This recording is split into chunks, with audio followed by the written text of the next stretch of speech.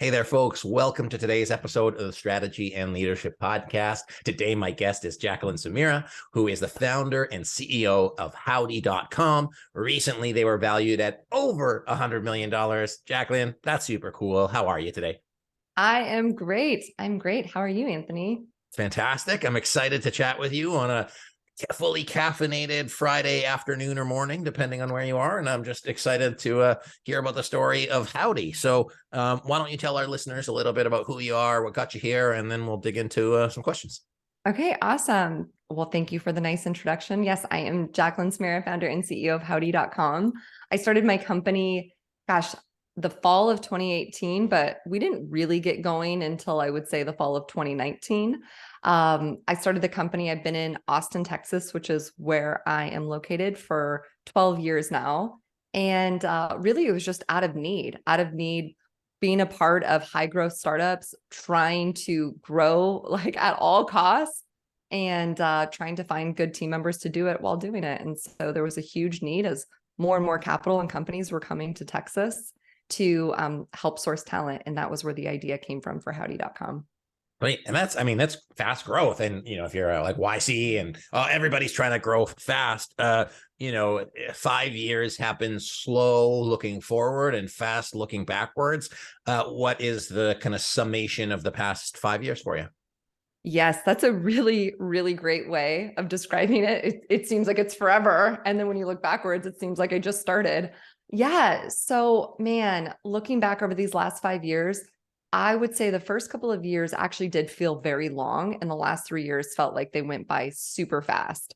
And I would attribute that to the first couple of years, I was really intentional about not trying to go super quickly. And I've been a part of fast growth startups for, over a decade now. And there is this idea out there that you got to grow at whatever cost, glue, duct tape it together, figure it out later, grow, revenue, customers, users, and I said to myself, you know what, that's where everything breaks. And then you get to a point where you can't grow anymore, because then you have this big strategic decision. Do we rebuild everything from the ground up, or do we just keep going? And so what I really wanted to do with this company was really nail it before we scaled it. And so we spent the first 2 years being very intentional, very slow, actually not even accepting additional customers. And then when we felt we were ready to take on the growth, that's when we opened the door, and everything kind of fell into line after that. Right. That's awesome. Do you think that being a little bit exclusive helped you with that growth piece? You would definitely think. I didn't know enough people to have them know that I was even doing what I was doing. I had a network, but it was small enough still that it wasn't like everyone was clamoring to work with me. No, I think what actually ended up working really well was we're in a people business. We're part of what we do, yes, is part of our product, but part of it is definitely services based. And we have 7 offices in South America, and doing business in the United States is hard. Now try doing it in a country that you don't know about their tax laws or about their legal compliance or about any of that stuff in a foreign language that you don't speak. So I was also just really nervous to get things wrong. And I wanted to make sure that we were doing everything right. And as a byproduct of that, when we said, okay, we felt we're ready to bring on more customers, the delivery that we had with everything, we seemed like seasoned professionals. And so people just had such a great experience that they ended up telling their friends about it. Then their friends had a great experience, told their friends about it. So we did get true word of mouth, referral network effects, that everyone aspires to have. That's awesome. How did your experience in sales as the head of sales, sales trainer, all of those things impact how you built it? And I ask because on one hand, they say revenue solves all problems. On the other hand, most problems in organizations are created because sales sell more than delivery can deliver. Yes. And I imagine that in the organizations you've worked with, you've been on both sides of that equation. How did that impact the lens that you view a CEO role now? Yes, great question for so many reasons.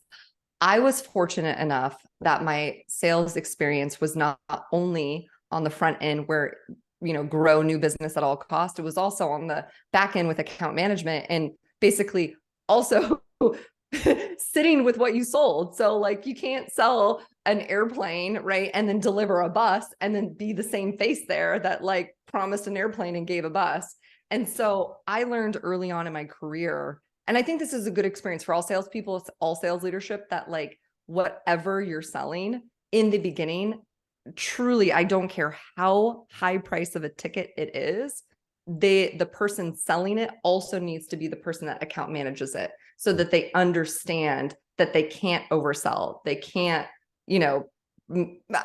because so much of what we're doing is selling future features, right? Mhm. So it's better to under promise and then over deliver. So how much of my experience from my past sales impacted my decisions as a CEO? It was everything. And I really attribute the fact that I had that account management, having to be on the receiving side of what I said on the front end, really did impact that. But the other thing that impacted a lot of the business decisions we made early on was, so often I think that CEOs will accept things that they shouldn't accept. And what I mean by that is they will reduce their price, or they'll add more offerings, or they'll promise to make something, or they'll promise to do something because this customer that's going to be a flagship customer says they want that. And an inexperienced salesperson will sell that. An experienced salesperson will say, no, we're not going to do that. We're not doing that today. We're not doing that tomorrow. In fact, that's not even on our product roadmap because that's not even our vision. And so early on, a lot of my seasoned experience allowed me to tell people no without being afraid of losing the business. And so I had this like very clear vision for what I wanted. And that was what we delivered on. And there was a few just non-negotiables. And I told them, straight up, this is what we do. This is what we don't. If you're not willing to do this, that's okay. It doesn't work for us. And one of those like non-negotiables is like, our business is, we connect very talented individuals with great companies here in the United States. And one of the negotiables is like, these aren't second-class citizens or second-class contractors. You need to treat them like full-time team members. And if that is how you like view and that's okay. It's totally okay. There's Upwork, there's, this huge freelance revolution where people just want to come in, do a thing and leave. I totally get that, but that's not what our business was. And there were plenty of times people wanted to come on and do project-based work, and they were offering tons of money, but we were very, very steady with what it was that we were and what it was that we weren't. So it allowed us to be really good at that one thing. So rejecting money, I think for early CEOs is very, very hard. And it was very easy for me because I've done it for many years, because we had to be there on the delivery side as well. And then the other thing is, I think I made the access to enter, I tried to reduce the barriers on our contracts or on our MSAs. So I know that a lot of other like my CEO peers will have this like very, very just like draconian type of contract. I'm like, what are you doing? Like you're a small business. Like why do you make For it people that were so? buying from you, or people Yeah, that were going to work with you? no, people that were going to buy from them, right? Like they go and they partner with a law firm to create their first MSA, or they create their first contract, and you read it and it's just like immediately your customers are going to want to redline everything because they're doing it as a protection mechanisms. And of course, like lawyers want to protect you, but a lot of times, like in the early days, you don't need something so rigid. And so we tried to make our early contracts to be very easy in, very easy out, high compliance against, certain things. But outside of that, if I didn't do any long-term contracts, we didn't have any 12-month agreements, 6 months agreements. It was, if you wanted to cancel right then and there. And so it allowed people to take a chance on a company that was unknown. Yeah, I think, well, there was so much stuff in that. So one, obviously if you're going to deliver what you sell, you're going to be more likely to sell it properly. Yeah. Going back to the master service agreement is, it all comes down to the people that are on the leadership team and their kind of acceptance of risk and how they structure risk. So for you said, well, there's relatively little risk to us, save these kind of things, and let's transfer that risk balance to our customer so that it makes it easier for people to buy. I think that was really smart. But one of the things that really struck me for you is you said, hey, I have to sell it, I have to deliver it. It works that way, but also because you had the strategic vision. And what a lot of people don't want to do is choose what was handy, valuable, and we say it in strategic planning. Like you have to say yes to stuff and you have to say no to stuff so you can say yes. But Yeah. I bet, based on how you communicate, that you were able to then share that vision. So it wasn't just, no, we're not selling that. No, we're not doing that. Yes, we're doing that arbitrarily, but you were able to kind of systemically embed that so people knew how to make the right decisions to sell the right things so that Howdy could be successful. Was that fair to say? It's totally fair to say. It's totally fair to say. And I think that is, I mean, it's exactly right. I think, where a lot of young entrepreneurs make mistake is they don't go and work for people.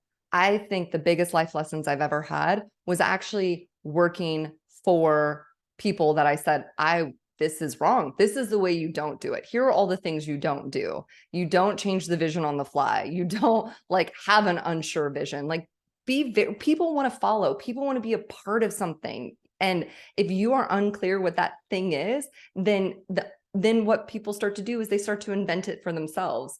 But for me, that was very much, I was like, I have a belief that this is what is missing in this world. And this is the way I want to go about creating it. And here's where I feel like it's wrong. And so you're totally right. Like with these early customers, when they would come to me and say, I want these things, I'd say, we're not going to do that. This is what we can do, but here's why. This is the vision for the company. This is what we're trying to achieve. This is why we're trying to achieve it, because it's really important for you to get top talent, that they feel like they are a core member of your team, that they feel like they are instrumental to this growth of your product, because that's not only going to help you today, it's going to help you tomorrow, because they're going to want to stick around and they're going to want to be retained. They're not just coming in to build this thing and leaving.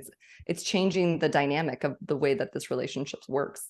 Absolutely. So how did you as a CEO, and if we can get maybe some grassroots practical things, how did you imbue the vision, alignment, understanding?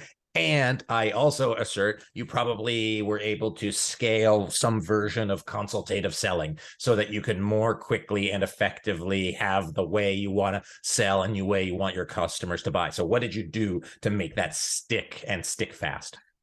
With my internal team, with the customers, what part? Any ship it, anyone. Let's start with the internal team first.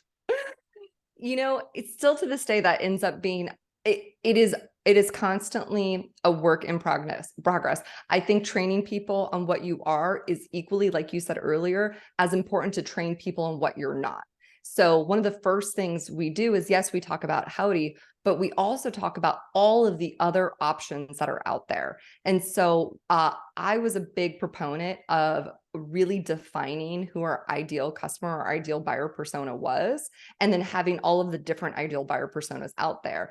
And when you look at those buyer personas, they've either worked with a company similar to ours, or they've worked with an outsourced development shop, or they've worked with a staffing agency, or they've, tried to do it themselves, or they've never done it. So there's a finite number of ways that people have done the solution to what it is that Howdy is providing. So really educating people on all of the differences, first off, so that they understand the competitive landscape when they're talking to people. And then for me, it's just constantly training people on how to do consultative selling. It's nothing really about Howdy. It's, hey, know our business inside and out, know our competitors inside and out. And then the most important thing you can do when you get on a call with anyone is just to dig deep and find out exactly where they're at, how they're thinking, what they're thinking, because we might not be a solution for them, and that's totally okay. So I think in addition to everything I just shared, giving them permission to not make the sale. I think so often sales leaders are like, we've got to have 50% conversion, or we've got to have X% conversion. We've got to have this rate based on this number of conversations. And I've been a part of those organizations, and sometimes people just aren't good customers, but I could sell them and I would do it and I would feel bad about that. And I wanted to give people permission to say, look, you should be proud of what it is that you're doing, and you should be really encouraging of people using our solution. But if not, like if they're not a good, do not feel any kind of pressure to have to close every single person you talk to. In fact, I would rather only hyper focus on the people that would be good customers. Yeah. And that ends up having like really meaningful conversations with the people that are interacting with your prospects and your customers.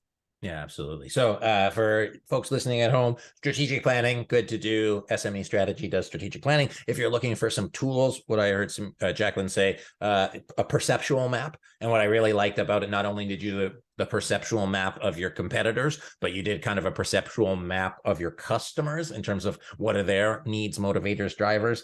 You can use something like the value proposition canvas, good tool, business model canvas, a good tool. And what I also heard as an undertone, and as part of your sales motto, methodology, approach, I akin to lifestyle, as in you want that transformation. So for example, I don't know, if you were selling a whole new set of hair, that person's life would be totally changed. And you're not just selling the hair, you're selling a whole new lifestyle. And you want, if you're going to build a company that you had the vision for, you need to make sure that it has a really good reputation. And it sounds like part of how you were selling was making sure that that brand promise was maintained, that you weren't like a shifty fly by night type, low cost recruiting, whatever thing. And then that in turn has paid off because you've gotten referrals, you've built a great brand, you've grown super quickly, and I assert also getting like really good repute in Austin and around. Yeah. Yes. Very. Yeah, absolutely. You nailed it. Okay, great. And giving permission to, like, I would say the one thing too that I think is just like so important is giving permission to not sell, which like I don't hear enough. Great. Well, let's say it again. Give your team permission to not sell. Yeah. Okay, let's, as we kind of wind down, what is next for the company? Like, without giving away any secret sauce, obviously, crazy growth up to 100 million. Obviously, there's something that you're moving forward to, looking forward to. The market space is especially competitive, and so many more alternatives. What are you looking forward to, both as a company, but what are you looking forward to as a CEO as well, either in your professional or personal growth, learning journey, etc.? Yeah. So there's a couple things that are happening that I'm really, really excited about. So we offer one thing, right? And it's a very, very white glove service that we do. And we've always asked ourselves, okay, can we expand this into other industries, other verticals? And so that's definitely something that's on the horizon, which is just to be a Howdy for anybody that wants to work remotely, or can work remotely in any position for any company. So like our core very beginning offering was, we help US tech companies hire and manage top tier software developers in LATAM. And now doesn't have to be just for tech companies. It can be for all companies, and it doesn't have to be just for software developers. It can be for all roles. So we're very, very excited. That's something that we started in beta at the beginning of this year, and we're now slowly going to be rolling that out. And then also our price point is probably more expensive than what people would like think of when they think of outsourcing or staff aug. And I mean, we're still more affordable, but we're not like, when you think about it, we're going to be like a huge cost savings. And so we had thought of a way, like, can we create like a Howdy light version, or more of like a do it yourself, creating this like platform based play where there are candidates and there's job seekers, and there's of course the folks with the jobs, and can we connect them in a more meaningful way? And so that is something that is on the horizon as well, in the next couple of months, for folks that need more of that lower price point and are willing to do more of it themselves. So we're going to go down market a little bit. We're going to go across into different verticals and just expand how and who we can help. Sweet. That's awesome. Well, I hope that goes great. I'm sure it will. Any last words of wisdom that you want to share with the leaders out there, other than don't sell to people all the time? I mean, I think in the same vein, a reputation I've gotten, which I didn't even know, but it's something that I'm pretty proud of, is it's okay to fail. Like with Jacqueline, it's okay to make mistakes. She's totally forgivable with mistakes. So try, do, like, create, have fun, go out with these crazy ideas, but it's never okay to make the same mistake twice. And so I've always encouraged this idea of failure. And because I think that that's when like the coolest things, like when you're on the brink of something that's genius that no one's thought of is also very close to being like the most like horrific, horrible idea too. And so there's that fine line, and you're going to miss out on so many people's great ideas if you have this culture of CYA. And for me, it was very important that people knew that they could fail and they're not going to get in trouble for it. They're not going to get written up for it, that there's not going to be any kind of blame or finger pointing. And at that, and like, I would say I'm responsible. I'm responsible, you know, if that is your failure. But if they do make a mistake and they make the same mistake twice, that is when I do get upset. And so now it's great because people have the space and the freedom to create and come up with wonderful, wild ideas. But then also they know if it is a mistake, they just can't do it again. And it's allowed us to come up with some pretty neat things. Sweet. That's awesome. Well, for those of you playing at home, culture of CYA is cover your ass. And Jacqueline was being polite, didn't want to swear, but you can swear on the Strategy and Leadership Podcast. Okay, fantastic. As long as it's not at somebody and it's the truest form of the language that you wanted to communicate. Jacqueline, where can people learn more about Howdy? It's howdy.com. Where can they learn more about you, the work you're doing, and where can they connect personally? Yeah, I am on LinkedIn at Jacqueline Samira, or on social at Howdy Jacqueline. All right. Awesome. That is a great Howdy, Jacqueline. I love that. Well, Jacqueline, thank you so much for being here today. It was a personal and professional pleasure, and I wish you nothing but the best moving forward. Thank you so much. It's been a pleasure. Folks, my guest today, Jacqueline Samira, who is the founder and CEO of Howdy.com. One of the things I'm taking away from this is, scaling sales and recognizing it within the entire organization. If you're going to grow, you're going to grow quickly. And most importantly, you're going to grow successfully. You have to target the right customers and say no to the wrong ones. So putting in some strategic guardrails in place to help everybody be successful is critical. And if you do it well, then you can make some real magic happen. So thanks for being here today. Thanks for watching. Thanks for listening. Thanks for subscribing. If you haven't subscribed yet, push the button or whatever kids do these days. Thanks for being here. My name's Anthony. This has been the Strategy and Leadership Podcast. I'll see you next time.